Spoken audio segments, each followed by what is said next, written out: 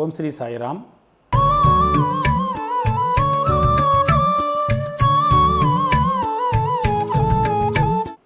சாயி சச்சரிதம் அத்தியாயம் 20 பார்ட் 1. சாய்நாதர் முதல்ல அருவமாக இருக்கார். பக்தர்களுக்கோசரம் ஒரு ரூபத்தை எடுத்துக்கிறாரு.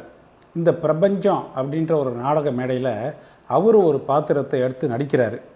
நம்ம சாயியை எப்பவுமே ஞாபகத்தில் வச்சுக்கணும். அவரை ஒரு அகக்காட்சியாக நம்ம மனசில் கொண்டு வரணும். இப்போது ஷிரடிக்கு போகிறோம், அங்கே ஒரு மத்தியான ஆரத்தி நடக்கிறது அப்படின்ற நம்ம ஒரு இமேஜினேஷன் வச்சுப்போம். ஷிரடிக்கு போனவங்களுக்கு ஷிரடியோடைய சீன்ஸு தெரியும். ஷிரடிக்கு போகாதவங்க அவங்க எந்த பாபா கோயில் போயிருக்கீங்களோ அதை ஒரு மனசில் ஒரு உருவகப்படுத்திப்போம். இப்போ ஆரத்தி நடக்கிறது. இந்த ஆரத்தி முடிஞ்சு பாபா என்ன பண்ணுறாருன்னா மசூதிக்கு வெளியில் அந்த எட்ஜில் நின்று ரொம்ப அன்போட பக்தர்களுக்கு உதிய எப்பவுமே விநியோகிப்பது வழக்கம். பக்தர்களும் அதே அளவு அவர்கிட்ட அன்போட அவருடைய பாதத்தை பற்றி ஆசீர்வாதம் வாங்கி கொண்டிருக்கிறாங்க. அந்த நேரத்தில் பார்க்குறீங்கன்னா பாபா என்ன பண்ணுறாருன்னா அந்த உதி மழையை கொடுக்குறாரு இல்லையா, அதை பாபா பக்தர்கள்ட்ட கை நிறையும் சில பேர்கிட்ட கொடுக்குறாங்க. சில பேருக்கு அவராகவே நெத்தியில் பூசி விட்டுறாரு. அவர் அந்த மாதிரி செய்யும்போது நமக்கு ரொம்ப ஒரு ஆனந்தமும் ஆசீர்வாதமும் கிடைக்கிறது. சில சமயத்தில் பாபா என்ன பண்ணுறாருன்னா அந்த நேரத்தில் ஓ அண்ணா நீ போய் சாப்பிட செல் அப்படின்றாரு. சில பேரை போய் உன் இடத்துக்கு போய் ரெஸ்ட் எடுத்துக்கோன்றாரு.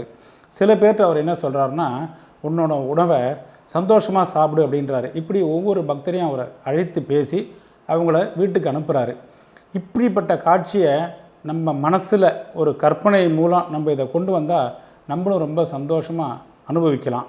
அப்படி தான் நம்ம என்ன பண்ணணும்னா பாபாவுடைய தலையிலேருந்து பாதம் வரைக்கும் நம்ம மனசில் ஒரு ஃப்ரேமுக்கு கொண்டு அவர் நம்மளை ஆசீர்வதிக்கிற மாதிரி நம்ம நினச்சோம் அப்படின்னு சொன்னால், அதாவது தியானம் பண்ணுவாங்க இல்லையா, தியானம் பண்ணும்போது உங்கள் புருவ மத்தியில் ஃபீல் பண்ணுங்கள், மூச்சை நல்லா கவனிங்க அப்படின்ற மாதிரி நம்ம பாபாவுடைய சிலையோ அவருடைய ஒரு ரூபத்தையோ நம்ம மனசில் நினச்சி தியானத்தில் கொண்டு அவர்கிட்ட விழுந்து பணிந்து இப்போ நம்ம இந்த அத்தியாயத்தோட கதைக்கு வருவோம்.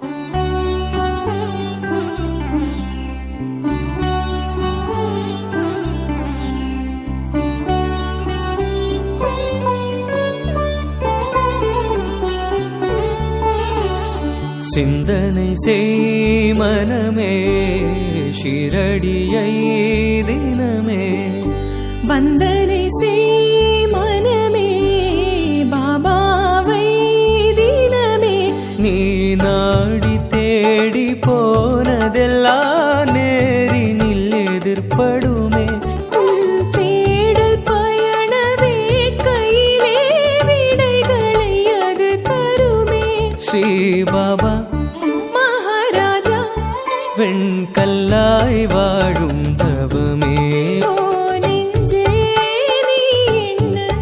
அவர் கோலம் தோன்றும் கணமே, தன் கண்ணால் பார்க்கும் மின்னல் பூக்கள் என்னாலும் தரும் ஜெயமே, சிந்தனை செய் மனமே ஷிரடியை தினமே, வந்தனை செய் மனமே பாபாவை தினமே.